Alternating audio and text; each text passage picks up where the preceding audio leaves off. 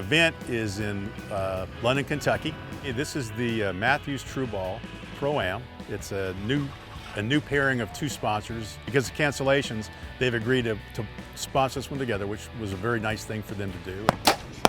So we were happy to be able to come up here, work with the London and Laurel County Health Department, the judge that runs the county, David Westerfield.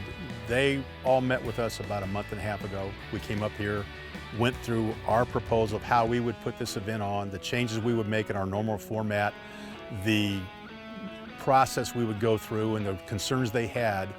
Obviously, the mandatory mask was going to be a non-starter because of the fact that we had no way to shoot a bow safely with a mask on, and being outside, they said, okay, well, since you're outside, the only place we might be concerned is in that building. So we've basically eliminated half the sponsor setups in that building. We've opened up some areas. We eliminated the food court area for people to eat. So we've had to make certain concessions, and then everybody has their temperature taken when they come on site. Good morning. We were very concerned about that, and today's the first day they're actually been doing it. They seem to be very efficient at what they're doing. It's being done by the local hospital. So that's something we've never dealt with before. Nobody's ever dealt with before. The biggest change that we've done here is something that ASA's really always avoided doing, and that is we have more open opportunities to shoot. The problem we had was, in order to have the event, we had to guarantee that we would not have more than 4 people on a stake. Well, the first step we had to do to avoid that was eliminate the team shoots, because the team shoots traditionally with the pros have always carried 5 to 6 people on a stake. So rather than trying to, make that bigger, we said, let's just take that out, and we'll take those times and we'll provide those times for our shooters to come in and allow them to start coming in on Thursday and shooting, Friday shooting, Saturday shooting, Sunday shooting, and spread everybody's participation out. Another reason we did that is that we're also hosting tomorrow morning at 7:30 the Kentucky State S3DA State Championships. They're bringing in probably 250 kids tomorrow morning, some of which are ASA kids. They're going to shoot their ASA rounds at that time. So what we decided we would do is say, okay, come in on Thursday. You can shoot your rounds on Thursday, Friday.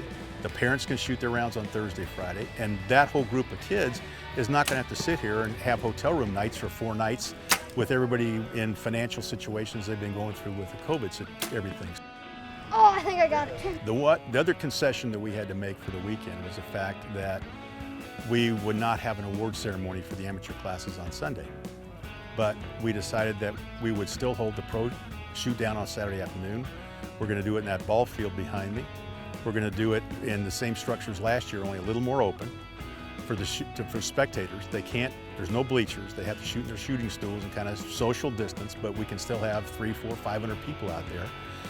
So that whole process that we've followed forever with our pro classes on Saturday afternoon is going to be intact, and it's going to go off on schedule unless weather changes that. So, and then on Sunday, if you do win, we'll have the award banner set up, the podium will be set up, your plaques will be set out.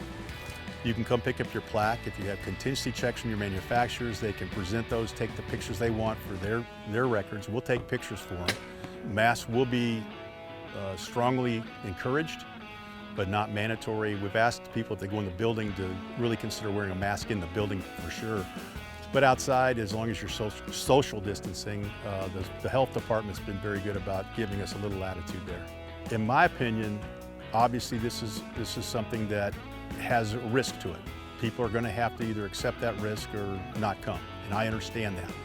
And we're doing everything we can to make this as comfortable an environment as we can for everybody.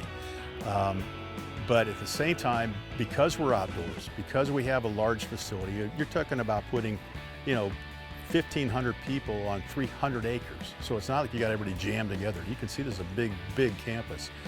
So because we think we have the ability to keep everybody in groups that are appropriate and shooting at times that are good, and they can come in and go out and not have to go through just the normal crush.